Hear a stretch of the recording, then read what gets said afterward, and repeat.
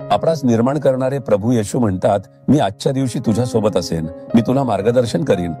तो असे बोलतो तर आपल्या हृदयात आनंद नसेल का? जेव्हा स्वतः येशू आपल्या सोबत आहेत तर आपण घाबरावे का? आपण जे काही घडेल त्याला सामोरे जाऊ शकतो. म्हणून जर येशू तुमच्या सोबत असेल तर तो आनंद आणि धैर्य तुमच्या हृदयात येईल. तो आपल्यासोबत असेल तर काय होईल असे तुम्हाला वाटतंय का? तो तुमच्यासाठी लढेल. कधी कधी आपण स्वतःहून समस्यांना सामोरे जाऊ शकत नाही. काही संघर्ष आणि दुःख जवळ येतात तेव्हा कधी कधी तुम्ही वाईट लोकांशी, पदावर आणि अधिकारात असणाऱ्यांशी, तसेच श्रीमंतांशी विरोध करू शकत नाही. तुम्ही त्यांच्यावर विजय मिळवू शकत नाही. ते तुमच्या विरुद्ध येऊ शकतात आणि समस्या निर्माण करू शकतात. आणि ती समस्या तुमच्या क्षमतेपलीकडे जाऊ शकते. ती इतकी मोठी वाटते की तुम्ही ती हाताळू शकणार नाही. तुम्ही अस्वस्थ होणार नाही का? काय करावे असे वाटून अशा परिस्थिती माझ्यावरही आल्या आहेत.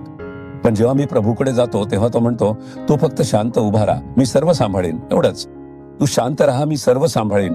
आणि काही वेळाने मी पाहतो तर ती समस्या तिथेच नसते. संपूर्ण व्हिडिओ पाहण्यासाठी Jesus redeems Marathi YouTube channel पहा.